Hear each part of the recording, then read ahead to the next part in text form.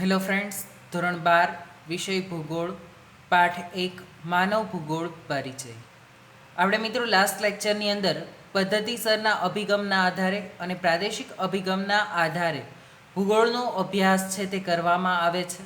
ત્યાર પછી આપણે જોયું હતું કે 15મી સદીના ઉત્તરાર્ધથી 18મી સદી સુધીનો જે સમયગાળો છે તે સમયગાળાને સંશોધન યુગ તરીકે ઓળખવામાં આવે છે, જેની અંદર બર્નાર્ડ વેરેનિયસે પોતાનું પુસ્તક જિયોગ્રાફિયા જર્નાલિઝમમાં એવું કીધું છે કે માનવ ભૂગોળના બે વિભાગ દર્શાવ્યા છે, સામાન્ય ભૂગોળ અને વિશિષ્ટ ભૂગોળ.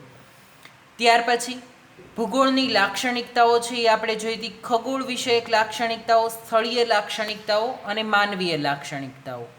ત્યાર પછી ઉત્પત્તિના આધારે ભૂગોળ છે તેને બે વિભાગમાં વહેંચવામાં આવે છે, પ્રાકૃતિક અથવા ભૌતિક તત્વો અને માનવીય અને સાંસ્કૃતિક તત્વો. પ્રાકૃતિક અને ભૌતિક તત્વો અને માનવ ભૂગોળ. ત્યાર પછી આપણે પ્રાકૃતિક તત્વો અને માનવ જગત વચ્ચેના સંબંધો કેવા પ્રકારના રહેલા છે, માનવ પ્રવૃત્તિઓનું સ્થાનિક વિતરણ અને તે પ્રવૃત્તિઓ થવા પાછળના કારણો અને વિશ્વના જુદા જુદા પ્રદેશોમાં સામાજિક આર્થિક ભિન્નતાઓનું અધ્યયન, તેના વિશેની વાત છે તે કરી હતી. ભૂગોળની જુદા જુદા ભૂગોળ વેતાઓએ જે વ્યાખ્યાઓ આપેલી છે, જેમાં ફેડરિક રેડસેલ કહે છે કે માનવ ભૂગોળ અને સમાજ પૃથ્વીના પ્રાકૃતિક તત્વો વચ્ચેના સંબંધોનું સંયોજિત અધ્યયન માનવ ભૂગોળ કરે છે. કુમારી એલએનસી સેમ્પલના મત મુજબ માનવ ભૂગોળ અસ્થિર પૃથ્વી અને ક્રિયાશીલ માનવી વચ્ચેના પરિવર્તનશીલ સંબંધોનું અધ્યયન છે. પોલ વિડાલ ડી લા બ્લાશાના મત મુજબ આપણી પૃથ્વીને નિયંત્રિત કરનારા ભૌતિક નિયમો તથા પૃથ્વી ઉપર રહેનારા સજીવો વચ્ચેના સંબંધોના સંયોજિત જ્ઞાનમાંથી ઉત્પન્ન સંકલ્પના એટલે માનવ ભૂગોળ. ભૌગોલિક પર્યાવરણ તથા માનવીના ક્રિયાઓના પરસ્પર સંબંધોના અભ્યાસ એટલે માનવ ભૂગોળ. એલ્બર્ટ હન્ટિંગ્ટન આવું કહે છે. આ રીતે આપણે માનવ ભૂગોળની 4 વ્યાખ્યાઓ જોઈ. ત્યાર પછી માનવ ભૂગોળનું વિષય વસ્તુ આજના અભ્યાસક્રમનો આપણો મુદ્દો છે કે માનવ ભૂગોળનું વિષય વસ્તુ એટલે શું? તો કે માનવ ભૂગોળ શેના ઉપર અભ્યાસ કરે છે? અત્યાર સુધી આપણે જે જોયું તે શું હતું? માનવ ભૂગોળનો પરિચય હતો. બરાબર છે કે માનવ ભૂગોળ શું છે તે જોયું. હવે આપણે જોવું છે માનવ ભૂગોળનું વિષય વસ્તુ. તો તકનીકી વિકાસની સાથે મનુષ્ય અને પર્યાવરણના સંબંધો બદલાઈ રહ્યા છે. માનવીનો પર્યાવરણ સાથેનો સંબંધ એ માનવ ભૂગોળના અભ્યાસનું કેન્દ્રબિંદુ છે કે માણસનો પર્યાવરણ સાથેનો કેવો સંબંધ. જો ટેકનોલોજીનો વિકાસ જેમ જેમ થાય છે તેમ તેમ માણસ અને પર્યાવરણ વચ્ચેના સંબંધો બદલાઈ રહ્યા છે. અત્યારે ઉનાળામાં અત્યંત ગરમી હોય તો આપણે એસી કરીને રૂમનું વાતાવરણ બદલીને શિયાળા જેવું કરી નાખીએ છીએ, અને શિયાળામાં ખૂબ જ ઠંડી હોય તો આપણે રૂમ હીટર કરીને ઘરનું વાતાવરણ છે તે કેવું કરી દઈએ છીએ? ઉનાળા જેવું કરીએ છીએ. તો આ બધી ટેકનોલોજીના વિકાસના કારણે મનુષ્ય છે તે કુદરતની સાથે સમાયોજન સાધવાને બદલે પોતાને ઈચ્છા હોય અથવા તો પોતાને જે અનુકૂળ હોય તેવું આ વાતાવરણનું સર્જન કરી શકે છે. અને આ સંબંધ છે તે માનવ ભૂગોળના અભ્યાસનું કેન્દ્રબિંદુ છે. વિભિન્ન પ્રદેશોના માનવીઓના રંગ, સ્વાસ્થ્ય, વસ્ત્ર, ભાષા, ધર્મ, રહેઠાણ, સામાજિક માળખું વગેરે અનેક બાબતોમાં વૈવિધ્ય છે કે આ દરેક બાબતોમાં વિવિધતા જોવા મળે છે. જુદા જુદા માનવીઓના રંગ જુદા જુદા પ્રકારના છે. શું કામ? તો કે જે પ્રકારના ભૌગોલિક પ્રદેશમાં માણસ વસવાટ કરે છે તે પ્રકારે તેનો રંગ જોવા મળે છે. અત્યંત ગરમ પ્રદેશ હોય તો માણસ છે એ કાળા રંગનો હશે, જ્યારે અત્યંત ઠંડા પ્રદેશમાં માણસ છે તે સફેદ એટલે કે રૂપાળા હશે, ગોરા માણસો હશે. સ્વાસ્થ્ય, ઠંડા પ્રદેશોમાં વ્યક્તિ વસવાટ કરે છે તે તંદુરસ્ત સ્ફૂર્તિલું સ્વાસ્થ્ય ધરાવે છે, જ્યારે ગરમ પ્રદેશનો વ્યક્તિ છે તે આળસુ હોય છે. તો સ્વાસ્થ્ય, વસ્ત્ર તેના પહેરવેશ ઉપર પણ વાતાવરણની અસર છે એ જોવા મળે છે. રણ પ્રકારના વિસ્તારોમાં જે વ્યક્તિ વસવાટ કરે છે તો તેનો પહેરવેશ કેવો હશે, તો કે ગરમીથી બચવા માટે અને સૂર્યપ્રકાશના સીધા પ્રકોપથી બચવા માટે તે વ્યક્તિ સંપૂર્ણ શરીર ઢકાય તેવા પ્રકારનો પહેરવેશ પહેરે છે. જુદા જુદા વિસ્તારમાં અલગ અલગ ભાષાઓ બોલવામાં આવે છે. ભારતની અંદર પણ જુદા જુદા એરિયાની અંદર તમે જાઓ તો જુદા જુદા પ્રકારની ભાષા, ગુજરાતી, હિન્દી, અંગ્રેજી, તમિલ, તેલુગુ, કન્નડ, મલયાલમ, મણિપુરી, કોંકણી, ડોંગરી આવી બધી ભાષાઓ છે એ બોલવામાં આવે છે. સમાજશાસ્ત્રની અંદર તમે ભાષાવાર વર્ગીકરણ છે તે ભણી ગયા છો. સામાજિક ધર્મ, તો અલગ અલગ ધર્મ પાળનારા લોકો દેશના જુદા જુદા વિસ્તારોમાં વસવાટ કરે છે. કારણ કે ભારત કેવો દેશ છે? બિન સાંપ્રદાયિક દેશ છે. એટલે ભારતની અંદર કોઈ પણ ધર્મ પાળનારો વ્યક્તિ છે તે વસવાટ કરી શકે છે. સામાજિક માળખું, સમાજનું માળખું પણ જુદા જુદા પ્રકારનું છે. તમે માતૃસત્તાક કુટુંબ વ્યવસ્થા અને પિતૃસત્તાક કુટુંબ વ્યવસ્થા ભણી ગયા, બરાબર છે? તો એ પ્રમાણે સામાજિક માળખું પણ, તેમાં પણ વૈવિધ્ય છે તે જોવા મળે છે. સાંસ્કૃતિક વિભિન્નતાઓનું ઉત્તમ ઉદાહરણ યુએસએ અને ભારત જેવા બિન સાંપ્રદાયિક દેશોમાં જોવા મળે છે. અમેરિકામાં પણ આવું જોવા મળે છે, ભારતમાં પણ આવું જોવા મળે છે કે અલગ અલગ સંસ્કૃતિ ધરાવતા લોકો છે તેની જુદી જુદી બાબતો. બંને દેશો બિન સાંપ્રદાયિક છે એટલે બંને રાષ્ટ્રની અંદર કોઈ પણ ધર્મ પાળનારા લોકો છે એ વસવાટ કરી શકે છે. અમેરિકન ભૂગોળ વેતાઓનું ફ્રિન્ચ અને ટ્રિવાર્થાએ માનવ ભૂગોળના વિષય વસ્તુને બે વિભાગમાં વિભાજિત કર્યું: પ્રાકૃતિક પર્યાવરણ અને સાંસ્કૃતિક પર્યાવરણ. પ્રાકૃતિક પર્યાવરણ એટલે શું? તો કે કુદરતી જે કોઈ વસ્તુઓ છે કે જેના સર્જન પાછળ મનુષ્યનો કાંઈ પણ હિસ્સો નથી, કુદરતી રીતે જે ચીજ વસ્તુઓનું સર્જન થયેલું છે તે શું છે? પ્રાકૃતિક પર્યાવરણ છે. પ્રાકૃતિક પર્યાવરણમાં કઈ કઈ બાબતોનો સમાવેશ થાય છે? તો ભૂપૃષ્ઠ, જળ પ્રણાલી, જમીન, વનસ્પતિ, ખનિજો, આબોહવા વગેરે કુદરતી તત્વોનો સમાવેશ છે તે પ્રાકૃતિક પર્યાવરણની અંદર થાય છે. સાંસ્કૃતિક પર્યાવરણ, હવે જો ભૂપૃષ્ઠ છે એ કોણે બનાવેલું છે? કુદરતી રીતે તૈયાર થયેલું છે. જળ પ્રણાલી, નદીઓના પ્રકારો છે, અલગ અલગ પ્રવાહે નદીઓ છે એ વહેતી હોય છે, તેના આધારે જળ પ્રણાલી નક્કી થતી હોય છે. જમીન, વનસ્પતિ, ખનિજો, આબોહવા, જુદા જુદા વિસ્તારની આબોહવા છે તે પણ અલગ અલગ પ્રકારની છે તે જોવા મળતી હોય છે. તો આ બધું કુદરતના આધારે નક્કી થાય છે, તેનો સમાવેશ છે એ પ્રાકૃતિક પર્યાવરણમાં કરવામાં આવે છે. સાંસ્કૃતિક પર્યાવરણમાં કઈ બાબતોનો સમાવેશ થાય છે? તો કે સાંસ્કૃતિક પર્યાવરણની અંદર વસ્તી, વસાહતો, કૃષિ, ઉદ્યોગો, પરિવહન, દૂરસંચાર, વ્યાપાર અને માનવ સર્જિત તમામ બાબતોનો સમાવેશ છે એ સાંસ્કૃતિક પર્યાવરણમાં કરવામાં આવે છે. પર્યાવરણ એટલે તમે બધા સમજો છો ને, પરી એટલે ચો તરફનું ને આવરણ એટલે વાતાવરણ. આપણી આસપાસનું જે વાતાવરણ છે તે પર્યાવરણ. તો આપણી આસપાસનું કુદરતી વાતાવરણ છે એ પ્રાકૃતિક પર્યાવરણમાં લેશું આપણે, અને સાંસ્કૃતિક એટલે કે માનવ સર્જિત વાતાવરણ છે તેને સાંસ્કૃતિક પર્યાવરણમાં લેશું. વસ્તી છે એ મનુષ્ય દ્વારા સર્જાયેલી છે. વસાહતો છે, ગ્રામ્ય વસાહત છે, શહેરી વસાહત છે, કસ્બાઓ છે, આ બધું મનુષ્ય દ્વારા સર્જાયેલું છે. જુદા જુદા પ્રકારના વસાહત પ્રમાણે તેમણે ઘરો બનાવેલા છે. કૃષિ એટલે કે ખેતીની પ્રવૃત્તિ મનુષ્ય દ્વારા છે એ કરવામાં આવે છે. ઉદ્યોગોની સ્થાપના પણ.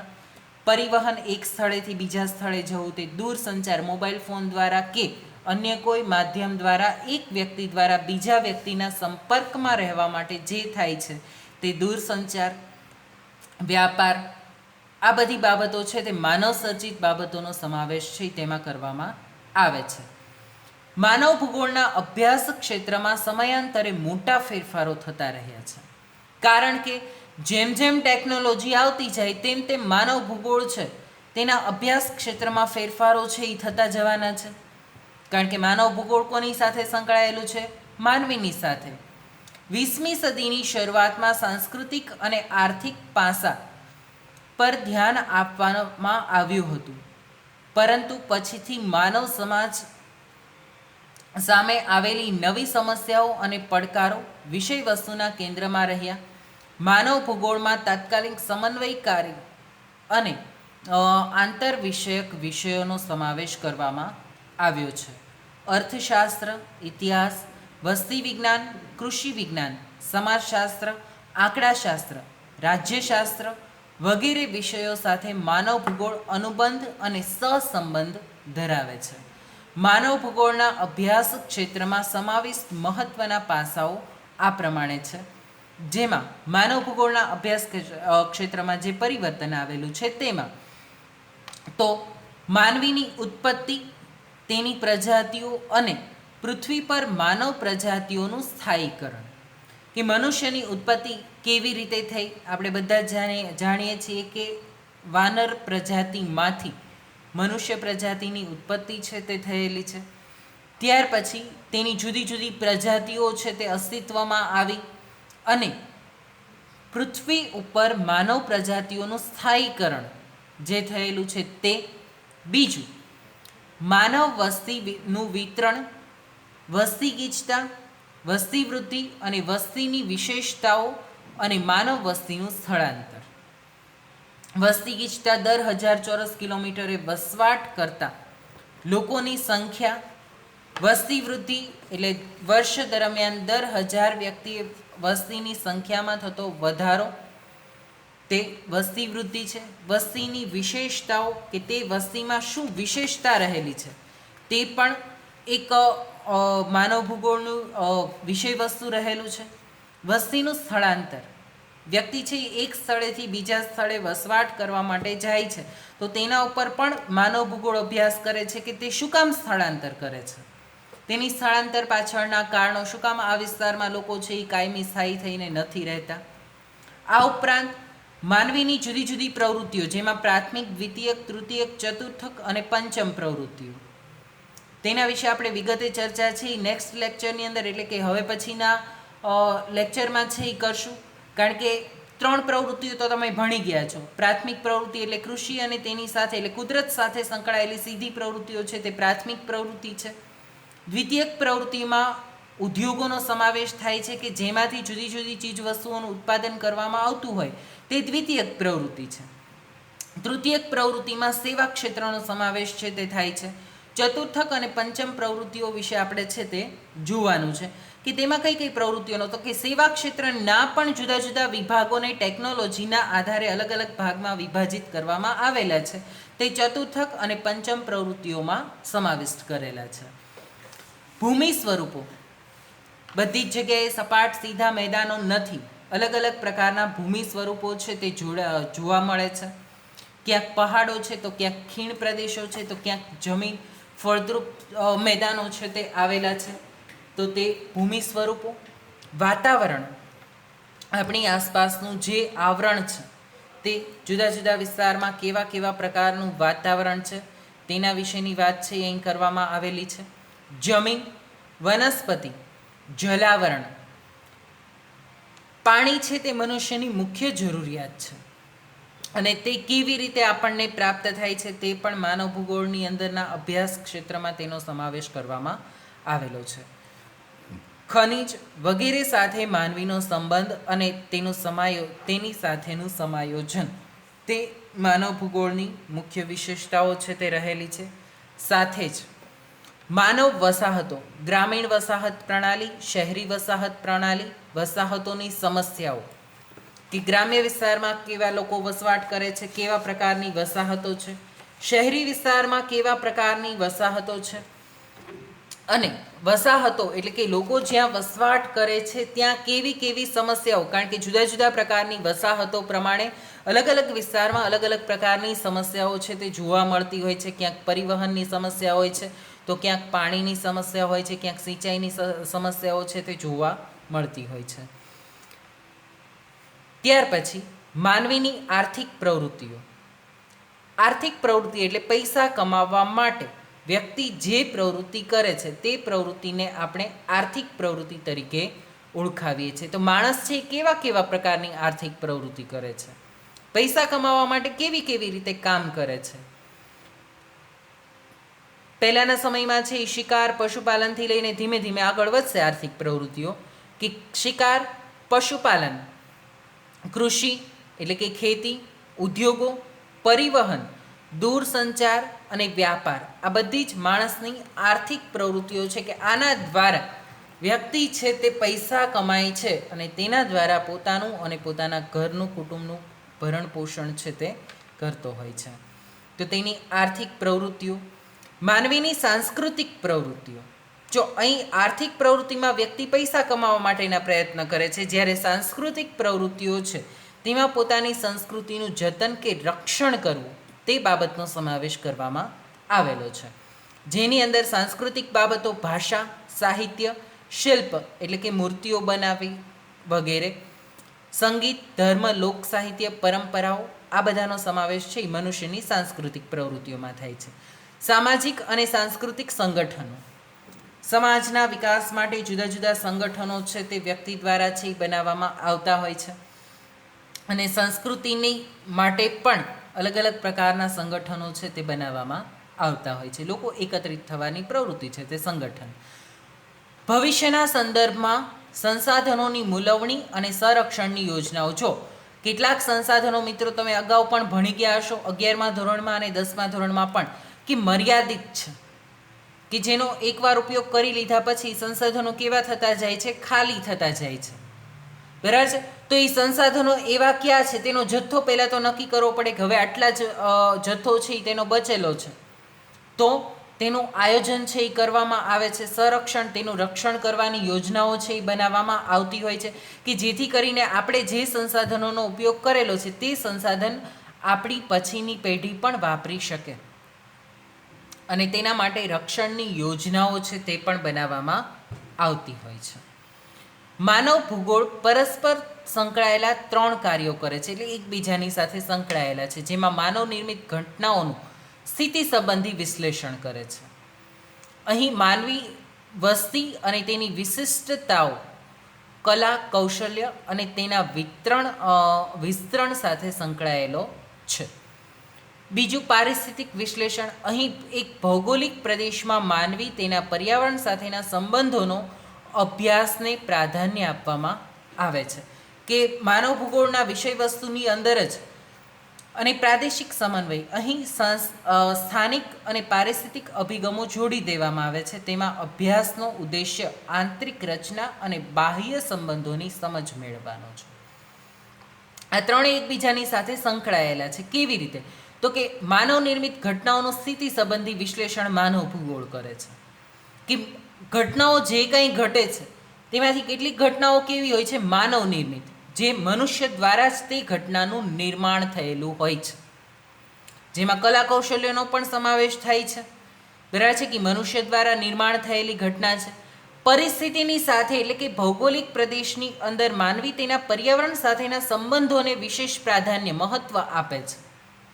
અને ત્રીજું પ્રાદેશિક સમન્વય, જે તે પ્રદેશની સાથે કેવા પ્રકારનો સમન્વય છે એ સાધે છે તે બાબતોનો સમાવેશ છે એ કરવામાં આવેલો છે. માનવીની સાંસ્કૃતિક વિકાસના આધારે બ્રુન્સ અને એલ્બર્ટ હન્ટિંગ્ટને માનવ ભૂગોળના અભ્યાસ ક્ષેત્રના જુદા જુદા વિભાગો સૂચવ્યા છે, જેમાં શ્રમ વિભાજન, કાર્ય કરવાનું વિભાજન, માનવ દ્વારા પ્રાકૃતિક સંપદાઓનું શોષણ, કે માનવ દ્વારા પ્રાકૃતિક સંપદા એટલે સંપત્તિઓ, તેનું શોષણ કેવી રીતે કરવામાં આવે છે. તો કુદરત દ્વારા જે કંઈ વસ્તુઓ આપણને મફતમાં પ્રાપ્ત થાય છે તેનો આપણે કેવો ઉપયોગ કરીએ છીએ, બેફામ ઉપયોગ કરીએ છીએ. તો તે માનવ દ્વારા પ્રાકૃતિક સંપદાઓનું શોષણ થયું. વધુ પડતું ખનન એટલે ખોદકામ કરવું. ખનિજો પૃથ્વીના પેટાળમાંથી પ્રાપ્ત થાય છે અને તે વધારે પડતી મેળવવા માટે મનુષ્ય શું કરે છે, વધારે પડતું ખોદકામ કરે છે. તો આ વધારે પડતું ખોદકામ કરવું તે પણ માનવ ભૂગોળને નુકસાન કરતી પ્રવૃત્તિઓ છે, તેનો અભ્યાસ પણ માનવ ભૂગોળ દ્વારા કરવામાં આવે છે. શહેરની સમસ્યાઓ, શહેરની અંદર વસવાટ કરતા લોકોને વસ્તી ગીચતાથી માંડીને અનેક સમસ્યાઓ, પ્રદૂષણ જેવી કેટલી સમસ્યાઓનો ભોગ છે તે બનવું પડતું હોય છે. આ દરેક સમસ્યાઓનો અભ્યાસ માનવ ભૂગોળની અંદર કરવામાં આવે છે. જંગલો અને પ્રાણીઓનો વિનાશ વગેરે બાબતોને મહત્ત્વ આપવામાં આવેલું છે, કે આ ત્રણેય કાર્ય કરે છે, એકબીજાની સાથે જોડાયેલા કાર્ય, કે આ બધા કાર્ય છે તે માનવ ભૂગોળ દ્વારા છે તે કરવામાં આવે છે, કે જે વ્યક્તિની કુદરતને નુકસાન પહોંચાડતી પ્રવૃત્તિઓને અટકાવવાનું કાર્ય કરે છે. અહીં તમને ભૌતિક પરિસ્થિતિઓ, સજીવ સ્વરૂપો અને માનવ પ્રવૃત્તિઓ એકબીજાને કેવી રીતે અસર કરે છે તેનો એક ચાર્ટ છે તે આપવામાં આવેલો છે. હવે જો અહીં તમને એરા છે એ દર્શાવેલા છે, બરાબર છે. કેટલાક એરા ઉપર જાય છે, કેટલાક નીચે જાય છે. અહીં નીચે નોંધ પણ લખેલી છે કે દર્શાવેલ તીર તેમનો વિસ્તાર એ દર્શાવે છે કે ભૌગોલિક પરિસ્થિતિ એકબીજાને અસર કરે છે, બરાબર છે. તો જો પૃથ્વી એક ગ્રહ રૂપે છે, તે બાબતને કઈ કઈ બાબતો અસર કરે છે? તો કે ભૂમિ સ્વરૂપો તેને અસર કરે છે, જલાવરણ પણ અસર કરે છે, ખડક, ખનિજો, જમીન અને આબોહવા. પૃથ્વીને એક ગ્રહ રૂપે છે તે આ ચારેય બાબતો સાથે સંકળાયેલું છે. તો એની સાથે બીજી એકેય બાબત છે એ સંકળાયેલી નથી. ઉપર તરફ એક પણ એરો છે એ જતો નથી. બીજું ભૂમિ સ્વરૂપો, તો એને પણ બે એરા નીચેની તરફ જાય છે ને એક એરો ઉપરની તરફ આવે છે. કે ભૂમિ સ્વરૂપો છે તે જલાવરણ, ખડકો, ખનિજો અને જમીન સાથે અને આબોહવાની સાથે સંકળાયેલા છે, કારણ કે તેના આધારે જ જુદા જુદા વિસ્તારના ભૂમિ સ્વરૂપો છે તે જોવા મળે છે. ખડકો, ખનિજો, જલાવરણ, તો પાણી છે તે તો દરેક બાબતને અસર કરશે. વનસ્પતિ અને જીવજંતુને પણ આ બાબત છે એ અસર કરે છે. તમે જોઈ શકો છો અહીં પૃથ્વી એક ગ્રહ સ્વરૂપે છે, તે પણ વનસ્પતિ અને જીવજંતુઓને અસર કરે છે. ખડકો, ખનિજો અને જમીન, બરાબર છે, તે પણ દરેક બાબત સાથે સંકળાયેલી છે, કારણ કે મનુષ્ય પોતાના વપરાશની અંદર આ દરેક બાબતોનો ઉપયોગ છે તે કરે છે. અને તે આબોહવાની સાથે પણ સંકળાયેલી છે. જલાવરણના આધારે પણ ખડકોનું નિર્માણ કાર્ય છે તે થતું હોય છે. ભૂમિ સ્વરૂપોના આધારે પણ થાય છે, એટલે તે પણ તે બાબતની સાથે સંકળાયેલી છે. અને આબોહવા, આ ત્રણેય બાબતોની, ચારેય બાબતોને સમન્વય રૂપે જોઈએ તો તેની સાથે આબોહવા છે તે સંકળાયેલી છે, બરાબર છે. ત્યાર પછી બાજુમાં માનવ પ્રવૃત્તિઓ આપેલી છે. આપણે જોઈ હતી આગળ તે પ્રવૃત્તિઓ. તો માણસની મુખ્ય જરૂરિયાતો સંતોષવા માટેની પ્રવૃત્તિ માણસ સૌથી પહેલાં કરશે, અન્ન, વસ્ત્ર અને આવાસ, બરાબર છે. હવે સાધનો છે એ તેમાં ઉમેરાયા છે, કારણ કે વસ્ત્ર બનાવવા માટે પણ સાધનોની જરૂર પડશે, ભોજન બનાવવા માટે પણ રસોઈના પાત્રોની બધું છે એ એક સાધનોમાં જ સમાવિષ્ટ કરવામાં આવે છે. તો ભોજન, વસ્ત્ર, નિવાસ અને સાધનો પ્રાથમિક જરૂરિયાત છે આપણી, બરાબર છે. સૌથી પહેલી જરૂરિયાત છે આપણી ભોજન, કારણ કે આપણે ભોજન લઈએ તો જ આપણું શરીર ચાલવાનું છે.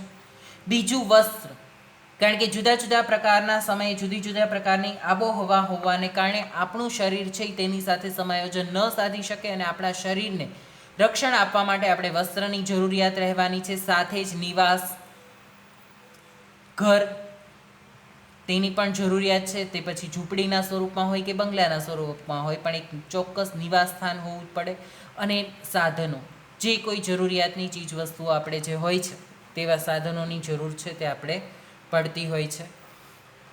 મૌલિક વ્યવસાય, તે પણ એક માનવીની પ્રવૃત્તિઓ છે કે આ બધું અન્ન, વસ્ત્ર, આવાસ ને એ બધું પ્રાપ્ત કરવા માટે માણસે શું કરવું પડે? પૈસા કમાવા પડે. અને તેના માટે માણસ છે એ પરિવહનના સાધનો એક સ્થળેથી બીજા સ્થળે જશે. શિકારની પ્રવૃત્તિઓ કરીને પૈસા છે એ કમાશે, કે શિકારની પ્રવૃત્તિ કરીને એ વસ્તુ વેચીને તેના દ્વારા રૂપિયા છે એ કમાશે. મત્સ્યયન, માછલીઓ છે તે પકડીને, પશુપાલન કરીને, ખેતીની પ્રવૃત્તિ કરીને, લાકડા કાપીને, ખોદકામ કરીને, ખનન એટલે ખોદકામ. પણ જો આ દરેક પ્રવૃત્તિઓ છે એ કેવી છે?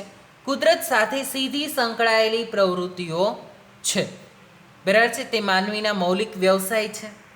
ત્યાર પછી સેવાઓ, તો કે નિર્માણ કાર્ય, તે એક પ્રકારની સેવા છે. નિર્માણ કાર્ય એટલે મકાનનું નિર્માણ કાર્ય કરવામાં આવે કે કોઈ પણ વસ્તુનું નિર્માણ કાર્ય કરવામાં આવે તે. વ્યાપાર, સ્વાસ્થ્ય, સાંસ્કૃતિક કાર્યક્રમો, મનોરંજન, આ બધી સેવાઓ છે. અહીં છે તે સેવાઓ દ્વારા વ્યક્તિનું જીવન છે તે વધારે ને વધારે સરળ બને છે. ત્યાર પછી ઉચ્ચ સ્તરીય સેવાઓ, કે જે સેવાઓ વિશેષ પ્રકારની છે, તેમાં પ્રશાસન, શિક્ષણ, વિજ્ઞાન, ધર્મ, કલા અને સાહિત્ય તે ઉચ્ચ સ્તરીય પ્રકારની સેવાઓ છે. જે પણ માણસની ઉચ્ચ સ્તરીય સેવાઓ છે તે પણ મનુષ્યની એક પ્રવૃત્તિ છે. આ બધી જ પ્રવૃત્તિઓ તમે જોઈ બીજા ચાર્ટની અંદર, તે દરેક પ્રવૃત્તિઓ કોના દ્વારા કરવામાં આવે છે? મનુષ્ય દ્વારા જ કરવામાં આવે છે. સૌથી પહેલાં તે પ્રાથમિક જરૂરિયાતને સંતોષવાની પ્રવૃત્તિ કરશે, મૌલિક વ્યવસાય કરશે, સેવાઓ અને ઉચ્ચ સ્તરીય સેવાઓની સાથે વ્યક્તિ છે તે જોડાયેલો રહેશે. હવે છે માનવ ભૂગોળના અભ્યાસ ક્ષેત્ર. 10 બાબત છે જેને આપણે નેક્સ્ટ લેક્ચરની અંદર ચર્ચીશું. આજનો લેક્ચર અહીંયા સુધી છે તે રાખીએ છીએ.